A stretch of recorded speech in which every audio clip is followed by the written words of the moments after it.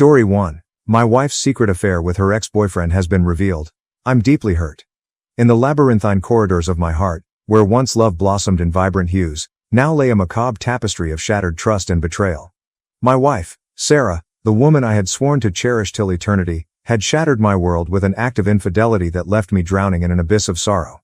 It was an ordinary evening when a text message from an unknown number pierced the tranquility of our home.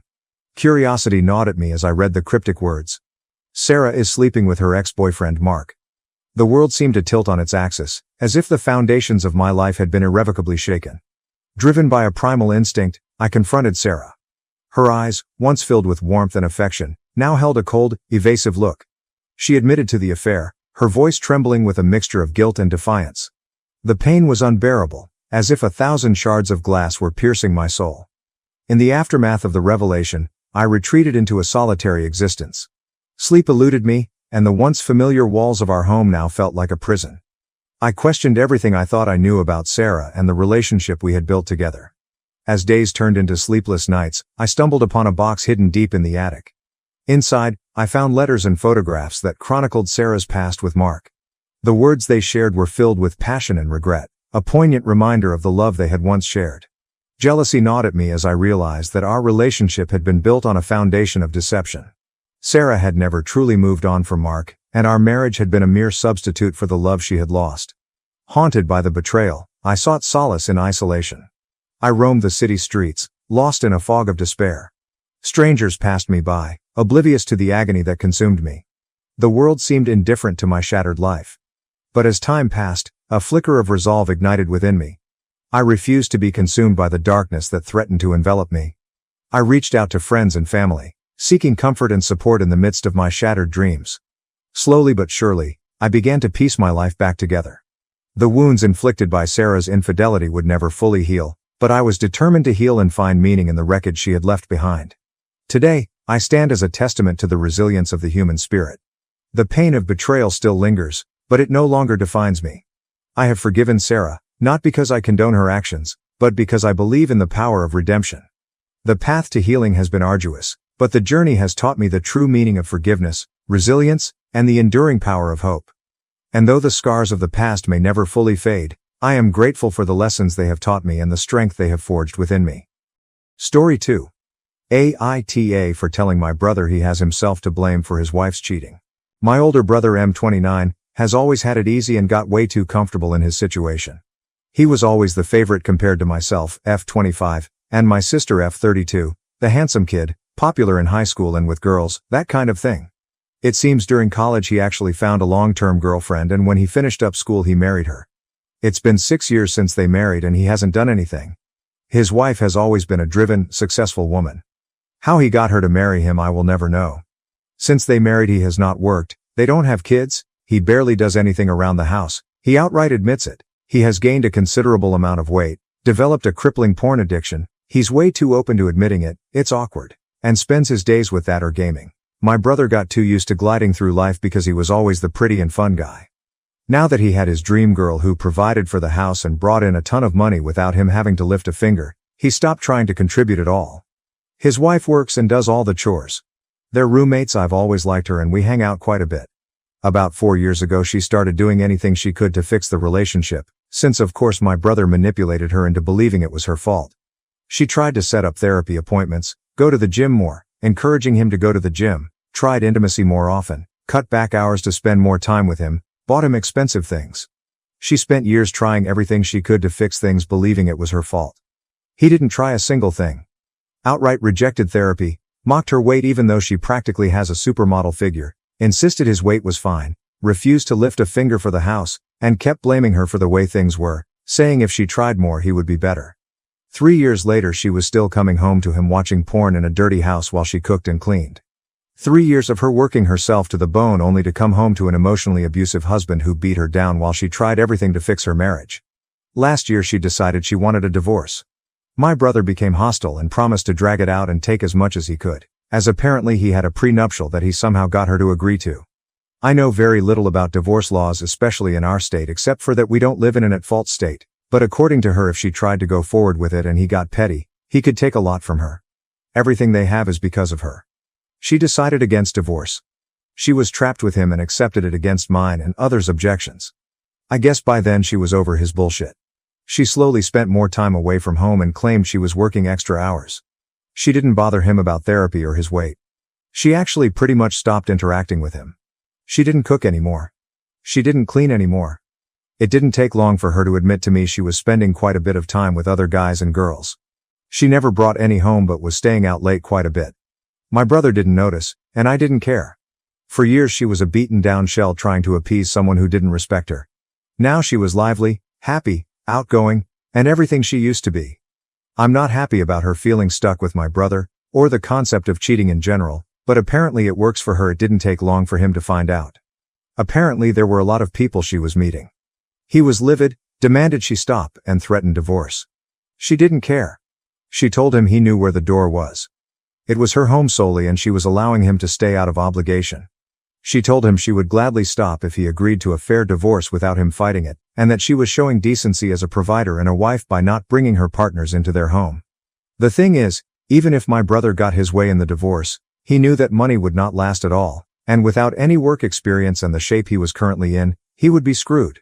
He was an overweight slacker who barely had anything to his name. Prenup or not, now he was stuck. And so that's how it's been for nearly a year. She barely comes home anymore, and the list of APs has only gotten longer. My brother has tried going to the gym more, picking up a part-time job, cooking, but it's too late. He had years to fix this and only chose to change when his back was against the wall. He's been begging me to make her stop and to give their marriage a shot. I told him he's a moron who only has himself to blame. If you beat down a patient and caring person long enough, they will absolutely mess you up. He needs to just accept a divorce in her favor and learn from this. He didn't like my answer at all and hasn't talked to me for a couple weeks. Story 3. My wife cheated on me with her best friend. In the tapestry of life, where love and betrayal intertwine like vibrant threads, I found myself ensnared in a web of heartbreak. My wife, Emily, the woman I had vowed to spend eternity with, had shattered my trust and broken my heart in the most unimaginable way. It had been a seemingly perfect summer evening. The sun, like a radiant golden orb, cast a warm glow over our backyard as we savored a leisurely meal on our patio. Emily's laughter, sweet and melodic, filled the air, and I felt a surge of contentment wash over me. But beneath the surface of our idyllic facade lay a treacherous secret, a dark undercurrent that threatened to unravel everything. Unbeknownst to me, Emily had been harboring a forbidden desire for her best friend, Sarah. Days turned into nights as Emily grew increasingly distant and secretive. She would often disappear for hours, her phone hidden from my view. A gnawing suspicion began to take root in my mind, but I dismissed it as mere paranoia. One fateful evening, my world came crashing down. As I made my way home from work, I noticed Emily's car parked outside Sarah's apartment. Overwhelmed by a mix of dread and disbelief, I cautiously approached the door and listened intently. To my horror, I heard the unmistakable sounds of passion and betrayal. My wife, my soulmate, was making love to her best friend right before my very ears. The realization hit me like a physical blow, sending shockwaves through my entire being. Anguish consumed me as I stumbled away, my heart heavy with despair. I had never felt such a profound sense of loss and humiliation. Emily, the woman I had trusted implicitly, had violated the most sacred vow between us. In the days that followed, I struggled to come to terms with the wreckage of my marriage. I confronted Emily, who initially denied everything but eventually confessed to her infidelity. Her words cut me like 1,000 knives, each one a fresh reminder of the love that had once been ours. The aftermath was a blur of legal proceedings, divorce papers, and emotional turmoil. I lost myself in work, trying to numb the pain that seemed to consume every fiber of my being. Emily, once the love of my life, was now a stranger whom I no longer recognized. As time passed, the raw wounds began to heal, but the scars remained. I had lost not only my wife but also the best friend I had ever had. The trust I had once placed in them had been shattered, leaving an unfillable void in my heart. And so, the story of my wife's betrayal became a cautionary tale about the treacherous waters of love and deceit. It was a tale of shattered hearts, broken promises, and the enduring power of human pain. Story 4. My grandfather cheated on my grandmother with another woman. Now she wants to take her place in the family. So let's introduce all of us first. When I was 13, my grandparents were involved in a car crash that killed my grandmother. My grandfather, 81, suffered severe injuries, but made it out. This seriously impacted me, as my grandmother was one of the closest people to me. Flash forward to 2020. My grandfather goes out of town and tells me that he's seeing some friends, but my mother brushes it off and tells me the sad truth. He was having an affair with a woman. At first, I didn't mind and found it great that he was trying to find some happiness and company in someone else. But some weeks later my mother told me that he had an affair with said woman decades prior, when my mom was still a kid. This tore me apart. How could he do that? I wondered. That truth affected the way I started looking at my grandfather in a way I couldn't even imagine. Now, we're in 2023. For the past years I've been keeping in touch with my grandfather, despite all he's done. My mom finds it great. I even went to lunch with him all Wednesdays, not with the other lady, of course. But last week, me and my siblings, M12 and F7, were invited by my grandfather to spend a week with them in his house in the South. My sister didn't really mind, but me and my brother were against the idea. The only thing that made us go was my grandfather. So, as we arrived there, I immediately regretted my idea. But anyways, we enter the house and I just feel like I have to get away from them. I didn't feel comfortable there. So I went to the pool. As soon as I came back, she started to ask me all types of questions, such as where are you going to eat, are you comfortable, can I do anything for you, which feels like nice questions, but the third time she keeps asking me such questions, it starts to get annoying. Then she always tries to please us with a present or something. I'm 18, I know that when adults do that to children, they are trying to make some sort of apology. She buys my sister clothes and she loves it. Then, she gives me and my brother money. It feels off. I think she is trying to replace my grandmother. I don't like her, I never think I will. Neither does my mother.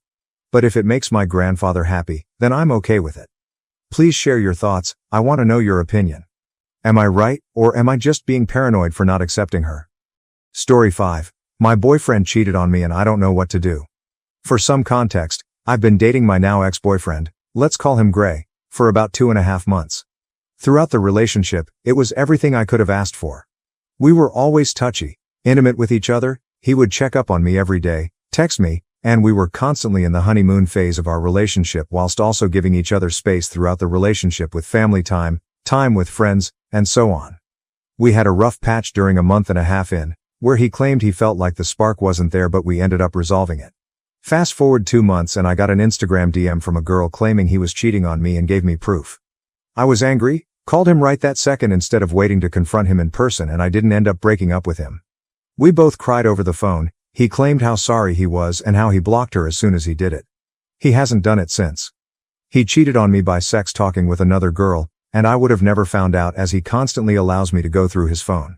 We saw each other that day and acted as if everything was normal, but since I couldn't handle the pressure, I broke up with him. I instantly regretted what I did and I begged for him to get back together with me. He claimed that it wasn't a good idea because he didn't love me anymore, and he said he didn't think he ever loved me as he didn't know what love meant. I was taken aback, mainly because it was all so sudden. I constantly texted him essays, screaming at him, and being angry for what he had done, as he said he didn't have any feelings for me anyone. We decided to have a sleepover at his house to try to resolve the issue. During the sleepover, we acted like we were a couple again. We hugged, kissed, made out, cuddled at night, and did intimate things. He ended up stealing my phone and going through my texts, and he got jealous that I was planning to hang out with another guy and claimed I broke his heart. The next 2 days he showered me with compliments and talked to me like a normal couple would, except we were taking it slow, although still claiming he doesn't love me or have feelings for me anymore. One night I had my friend text him as the girl he cheated on me with and asked him to hook up. It took a bit of pressuring, but in the end, he agreed. Now I understand I may be the asshole in this situation for doing that, and I obviously just set it up to hurt myself. In the end, I ended up screaming at him and telling him to fuck off, and ended up calling him for hours and exclaiming how much I loved him. He also ended up finding his nudes on my phone that I forgot to delete and got mad at me for it. The next following days he told me he wanted a break, and finally he told me he never wanted to see me again, talk to me, or date me. And that he hasn't had feelings for me for a while. He constantly tells me he doesn't feel the same, and I've asked him many times why he constantly showed me affectionate and jealousy at the sleepover if he didn't love me, and he said he thought he loved me but he definitely doesn't anymore. He always answers my questions with things he doesn't know, or he doesn't know how to explain his feelings for me. In the past, he says his feelings for me constantly turn on and off.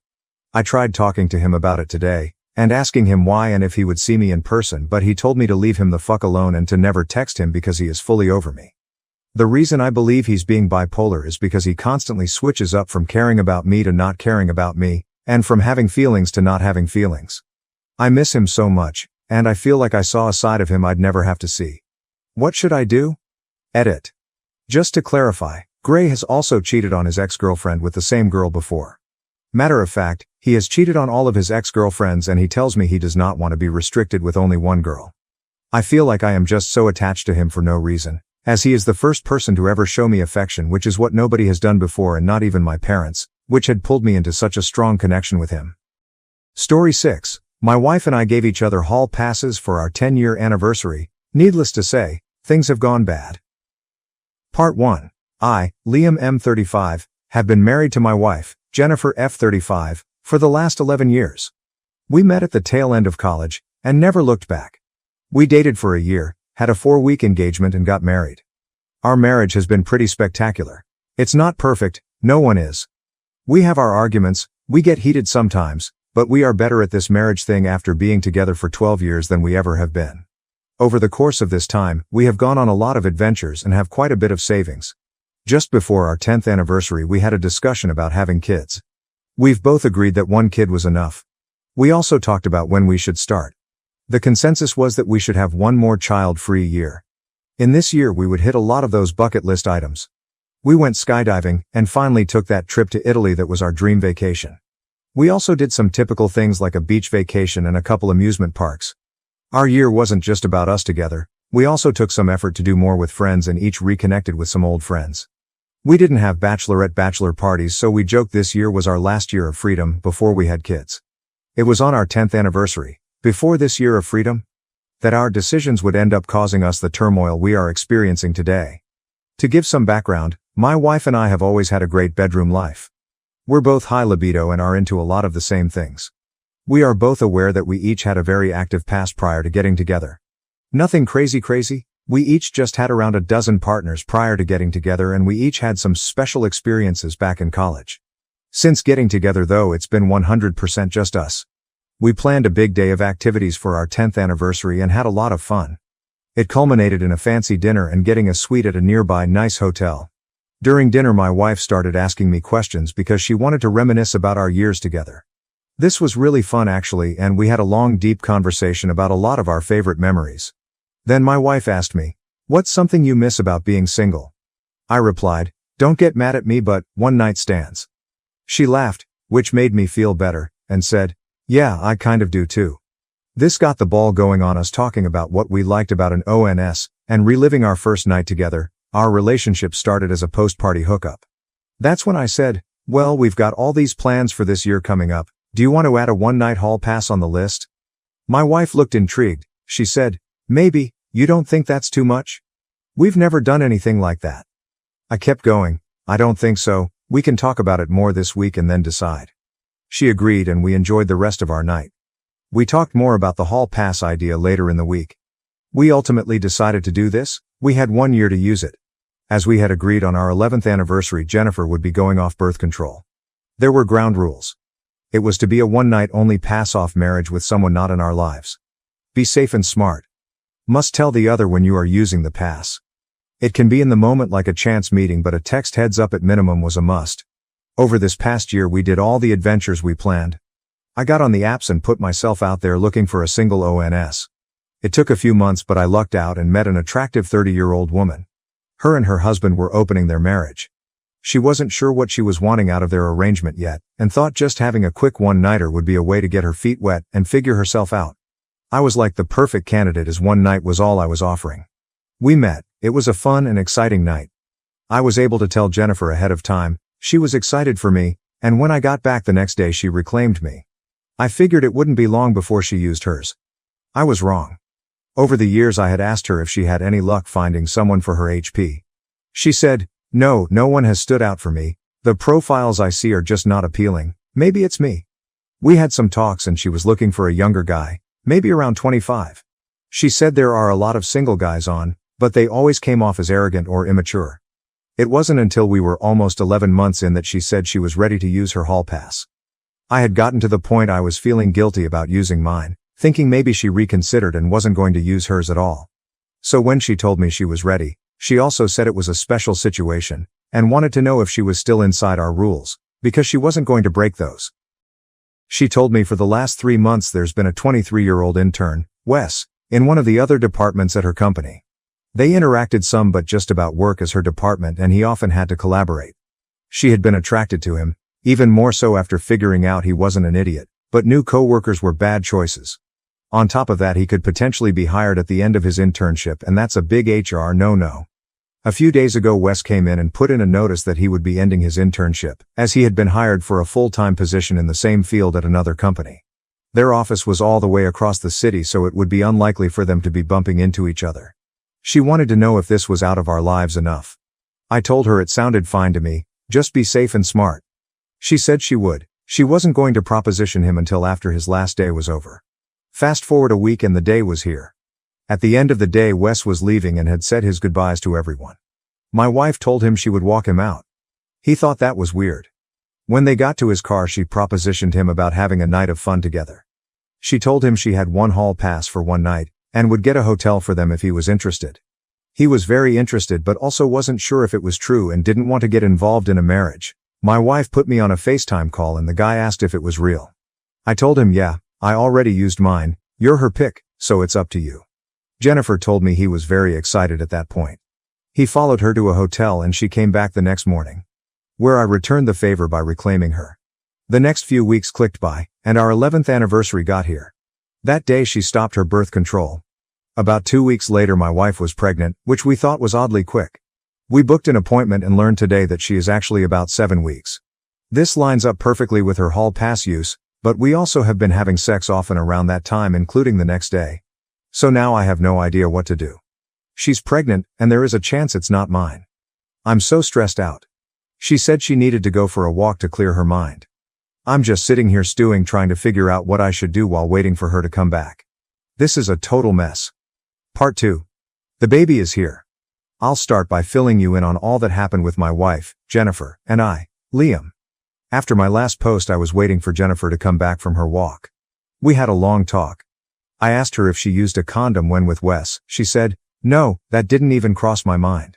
I was noticeably flabbergasted by that revelation, and had a bit of a snap. What the hell happened to safe and smart?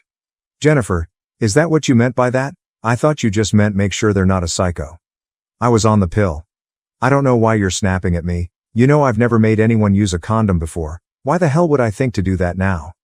Me? Really, Jennifer? I don't know. Maybe because you're not 21 anymore and I thought you'd want to not get an STD.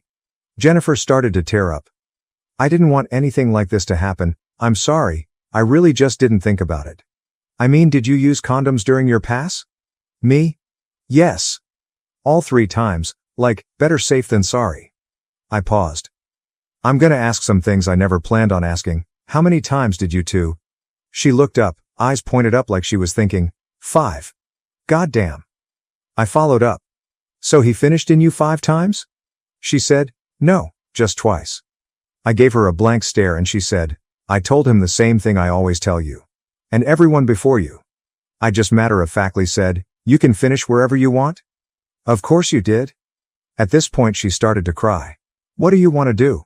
I responded, I don't want to do anything right now. We should look into paternity tests just so we know. A couple weeks later we had a follow-up. Jennifer asked about the birth control failing and the doctor asked several questions. We figured out that the prescription athlete's foot med she had been on may make birth control less effective, though that is rare. Not rare enough apparently. Afterwards I asked if the pharmacist said anything to her when she picked up the script, and she said, I don't know, I wasn't really listening. I'm also not surprised by this. I found the bottle and yes, it had a birth control warning on it. I was about to ask about paternity tests when Jennifer cued me not to. When we left I asked her why and she said, I don't want to spoil my pregnancy, it's probably yours. We had sex twice as many times around then, but if we get the test and it's not yours. She teared a little. Well, this is the only time I'm going to be pregnant. I'd rather believe I'm carrying your child than someone else's. I don't want to give that up. We've agreed we're keeping this baby. You've told me you don't want to separate. Can we just get the test done when the baby's here? I agreed. I wanted her to enjoy her only pregnancy. We did all the normal things over the remaining months. Got all the stuff for the nursery, the car essentials, and stocked up on diapers. We made plans, got a go bag ready, and I baby-proofed the house the best I could. Our parents were extremely excited. They threw us a baby shower. The pregnancy was relatively smooth, and after 39 weeks, our beautiful baby girl, Willow, was born. As we were there in the hospital, Jennifer asked me if I'd like to get that paternity test while we're still here. I told her, no, I don't care anymore. This perfect girl is mine. I don't need a test to tell me that. I'm her dad. She's my girl. Jennifer was so happy. I think it was what she always wanted to hear.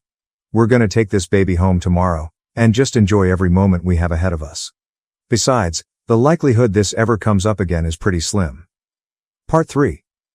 22 years ago I made a couple posts detailing the issues surrounding my wife's pregnancy. Since I doubt anyone remembers, the short of it was we gave each other hall passes. My wife used hers, and was having sex with me around that time. Her birth control failed and she became pregnant. We were torn about what to do. We were always keeping the baby, but knowing it was possibly another man's child caused us quite a bit of heartache. Ultimately, we decided to not get a paternity test and just raise our daughter together. Our daughter, Willow F22, is a senior in college now. She always comes home on extended breaks and over the summer, which is easy because her university is only about an hour from here. It's the same one we graduated from. She is a fantastic young woman with a bright future. This year she asked if she could bring her boyfriend, Woody M20, of the last 9 months home with her. We agreed. The night they got home we had a big dinner made for them. It was going along really nicely and we were getting to know Woody. He seemed like a really good kid. He was actually from Oregon. His grandparents lived near the university, as this is where his mom and dad were originally from. He came to college here because it's where his dad went and to be around his grandparents. He was asking us questions too, and it was good until he asked my wife where she worked and what she did. When she told him he said, "Oh cool, that's what my dad does." Woody then proceeded to tell her that his dad actually interned at my wife's company before getting a job at their rival. Then he got promoted and sent out to Oregon. I watched as my wife got noticeably alert during this conversation, and then it hit me like a truck. I luckily did not fall over or blurt anything out. My wife then said, "Woody, is that a nickname or were you named after the actor?" He chuckled. "Sort of, it's my last name, Woodson. My first name is actually Josh, but my friends have called me Woody since middle school because, you know, when you're 12 that's hilarious, I just embrace it." My wife was starting to sweat. "And can I ask, what was your dad's name? Maybe I remember him." "Woody. Wesley Woodson. Most people call him Wes though." I wanted to pass out. But we played it cool. Willow did ask if something was wrong but we said no and changed the subject. They wanted to play Mario Party 30 with us, so we did. Afterwards they headed off to Willow's room and we sprinted into ours. "What the fuck?" I exclaimed. "Jennifer? I know. What are the odds of that? Of all the people in the world she could meet and fall for. Oh my god, she might be fucking her brother." Me refusing to pull my head from the sand. "Are you sure? They might not be doing that yet." My wife looked at me. "Seriously?" "She tells me everything. I normally shelter you from this because you can't handle it, but we're gonna have to grow up to get through this. She's just like we were in college. They've been doing it since the first date. He's far from her first. I need you to quickly come to terms with this." I am actively pretending I didn't hear anything she said. My head is going back in the sand when this is over. We realized, we can't just demand she breaks up with him. She will absolutely question that. Also, we know she really likes him, maybe in love with him. She's getting towards the end of college and that's when life decisions get made. We can't just sit here and hope the relationship runs its course. Now we have to make decisions. We realize we need to get that paternity test. This will also raise questions. So we have to talk to Willow and tell her the reality of the situation, because she is a strong-willed person and is not going to just go along with anything without answers. We talked her into sending Woody on to his grandparents a half day early. It was an awkward day and half for us, but we did our best to not let them notice. Then we told her the whole deal, as discreetly and non-traumatizing as possible, about the hall passes, and Wes, and our decision to not get a paternity test. Willow looked like she wanted to throw up. She was so mad and disgusted. I can't blame her. All in one moment she found out she may not know her biological father but also that she may be in a sexual relationship with her half-brother. We got the test done and are now waiting 5 or so days to get the results back. Willow is faking an illness to avoid visiting Woody and keeping him from coming back here. They are still talking, but she seems sad. Her somber tone is helping with the sick ruse. She is just hoping that the tests come back with me as her father. I'll update when they get here and everything is settled. Part 4. I feel so terrible about everything that has happened. It's been a month and I think the dust is finally starting to settle. I'll get right to the $1 million question. Willow was not my biological daughter. She took it really hard. Not just that I wasn't her father, but this also meant she was having a relationship with her half-brother. It was a devastating discovery. We invited Woody back over. He got really nervous when he saw that Willow was crying. That is when we told him the story, about Jennifer and Wes. How we never got it tested and it was a 1 in a billion chance that him and Willow find each other. He was distraught, he got angry, and stormed out. He came back later on, and had his dad, Wes, on the phone. We talked and I revealed that my daughter was biologically his. He remembered my wife and his night with her. He couldn't believe it. He said he would get on the first flight here. In the meantime, Willow was not accepting of this and wanted proof that they were brother and sister. Saying, "This test just says you're not my father, not that his dad is mine. How do you know mom didn't cheat?" I volunteered to get them DNA tested. I knew what it was going to say, but if it gave her a few days of hope, I was willing. Woody agreed and we got the test sent that day. His parents arrived the next day. We showed them the results stating Willow was not mine. We also told them we tested the two youths to see if they were brother and sister. Woody's mom was upset we got him tested without their permission and felt like we were taking too many liberties with her family. She said, "You already dropped a bomb that my husband has a secret child, and now you're just doing what you want with our son." I understood where she was coming from. We were definitely disrupting their peace. Wes and Willow took a paternity test that day and got it in the mail. The Woodsons went to stay with their family. We stayed home and tried to work through everything as a family. We made an individual counseling appointment for Willow, and a family therapy appointment for all of us. It was a tough few days. When we got the results back from Willow and Woody's test, we called the Woodsons. They had just received the paternity test, and were going to come over and open it with us. They arrived and I opened the DNA test. Willow and Woody were not siblings. There was a sigh of relief amongst everyone there. I looked at my wife, my mind was racing. She had the most confused look on her face, which gave my rising anger pause. I was not prepared for what happened next. Wes opened his results, and they confirmed he was the father of Willow. He said, "This doesn't make sense. How can I be her father and them not be siblings?" I understood right away. As the wheel turned in his mind, I could see obvious pain in his eyes. He turned to his wife, who had a defensive and angry look. She began going off about the test had to be wrong, how this is all some trick, that we want something from them, and that we are scammers. Her rambling confirmed everything.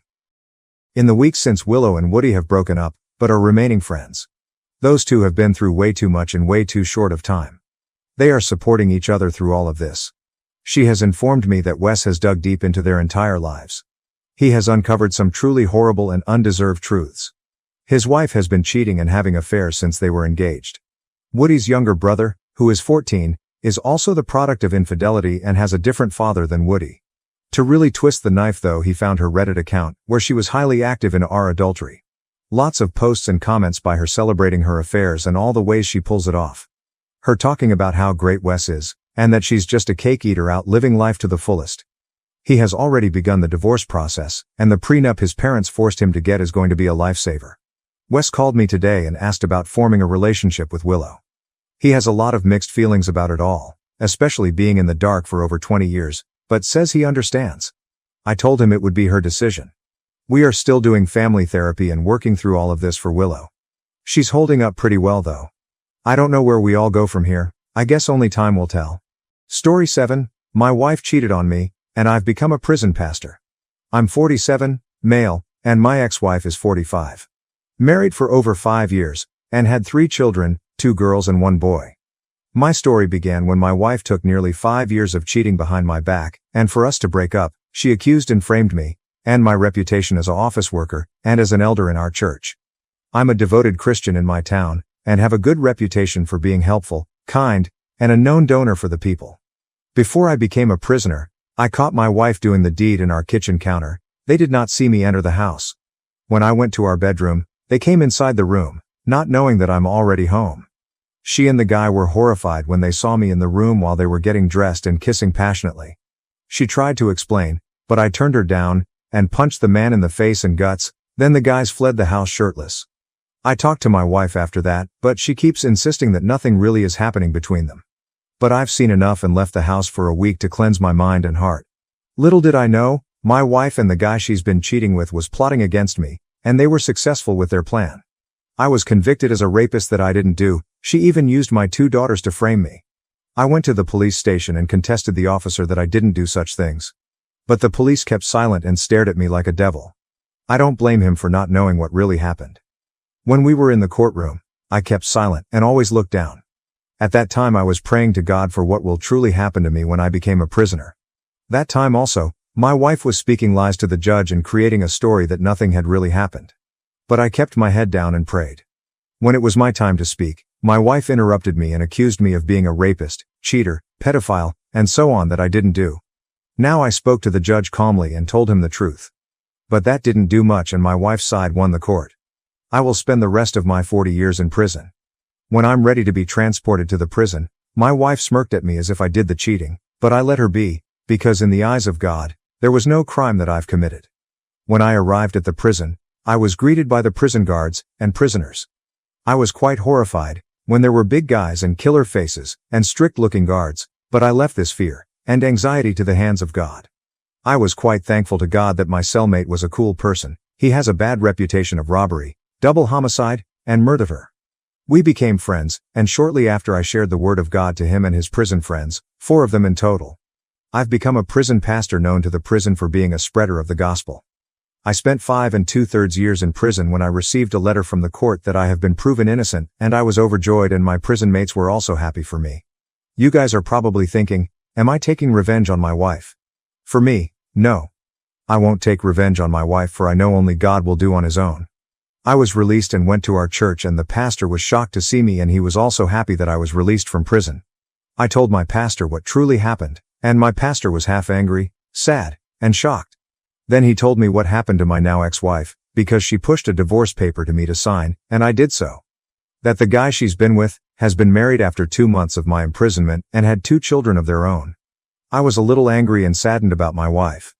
Then I asked him about my children, and he said, they were in the hands of her mother, and I was quite relieved they were in the safe hands. And I was quick to ask him a favor for me to go back to the prison and share more about the Word of God, and change the people's hearts and accept God in their lives. Story 8. I found out my mom cheated on my dad and really regret finding out. So yeah, I know something fucked up and it's like a weight on my chest and I have to let someone know, even strangers on the internet. I'm 18, in college, and doing very well. I go to a ton of parties, have a boyfriend, and have a solid group of friends. Life is good. I went back to Oregon to visit during Thanksgiving back in November, and my mom has always been kind of secretive when it comes to her room, especially about her nightstand. It's always just kind of been that way, and in middle school I just kind of came up with the idea that she's a middle-aged divorced woman, so she probably keeps sex toys in there and is secretive about it, so whatever. Well, I couldn't sleep because of the time difference from Hawaii to Oregon the day before Thanksgiving, so I went into my mom's room for melatonin. She wasn't in there, but in the bathroom, and I'd seen her get melatonin before, so I knew where she kept it, obviously in her nightstand. I opened the drawer in her nightstand and saw some pill bottles, some hair ties, birth control, lip balm, rings, actual sex toys, and melatonin. I also saw a small black diary, which I ignored. I got the melatonin and opened the bottle, just as my mom came in. She went ballistic, screaming, asking why I would invade her privacy without asking, and she asked if I had read the journal. I quickly answered no. Though I was confused, I shrugged it off, apologized, took my melatonin and said goodnight. As I was leaving her room, she made me promise I hadn't even touched her diary. I told the truth, which was I hadn't, and left. Though I knew it was wrong, and still do, and feel bad about it, I decided to be a fucking idiot and wonder what was in that diary. I fell asleep fast because of melatonin dough, and when I woke up the next day my brother was driving to go get my family members from the airport, my mom was at the store, and I was alone. Now this is where it looks really bad for me because I kinda went into my mom's room and took the diary from the drawer. I ran back to my room and began reading it from the beginning.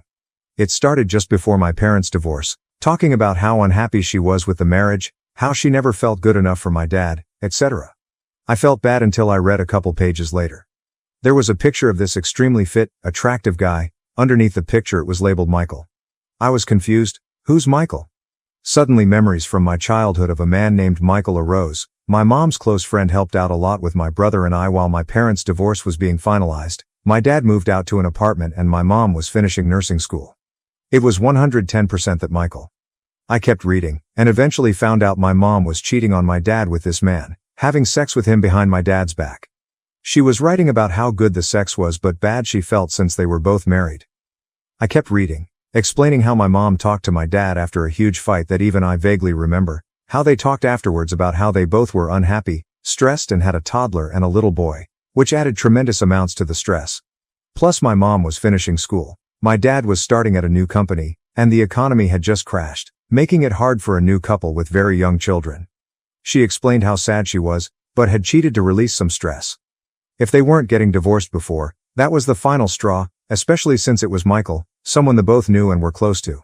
Custody started off uneven, since my mom had cheated she only got weekends, but after about 3 years my dad's initial anger had wore off, and we got split custody week on week off. Reading all this I felt sick to my stomach. I felt so many emotions, I just put the picture back in, closed the diary and put it back into my mom's room. I mostly cooked that day, but the diary was burned in the back of my mind. During dinner, after all my family came, I wondered who at this table even knew. I decided to not tell my brother, or tell my mom I didn't need any extra drama. Going to bed that night was hard, but I didn't want to get melatonin, because I didn't want to see that diary. I wasn't like, oh, I'm gonna throw up when I see it, I just needed time to process whatever the fuck I just read. Whenever I asked my parents why they divorced, my dad always said they just had many disagreements, and my mom said many reasons. You'll learn more when you're older. That was my childhood, being lied to that I'll ever hear the whole story. Part of me is glad I saw that because I know I would have never learned otherwise. Part of me wants to just forget I ever even knew the diary existed. I just needed to get that off my chest. Story 9, AITA for leaving photographic evidence of my husband cheating somewhere his parents should not have looked. I, F30, kicked my husband, 28, out of my house. It was my house prior to us getting married and it remains my house now. I knew when I married him that he was bisexual. I was okay with it as long as he understood that we were monogamous. I said that I would never agree to an open relationship and if that was what he wanted he needed to be with someone else. He agreed and said that I was the person he wanted to be with and that I was more than enough to satisfy him. He lied. I found out he was having an affair with a man. I went through his iPad and took all the pictures for myself. Graphic. In a Mapplethorpe kind of way. When I confronted him he became physically aggressive. I was scared. He calmed down when I got Siri to call 911, he left. Anyway, I did not want him in my house again ever. When he wanted his things I asked him to make a list and send it to me. I found every single thing on the list. I asked him where to send the box. He said he would pick it up. I told him that I would not let him set foot in my house and that I would call the cops if he tried. He said he would send friends to get his stuff. I said I would leave his box of crap with the front desk at my work. He didn't want to make them drive into the city. We compromised and I agreed to give his parents a temporary code for my house. They are lovely people and I trusted them. I could see everything on my security system and I would know if he tried getting into my house. The deal was that they would use the code, get the box from the front entrance then close and lock the door. Easy peasy lemon squeezy.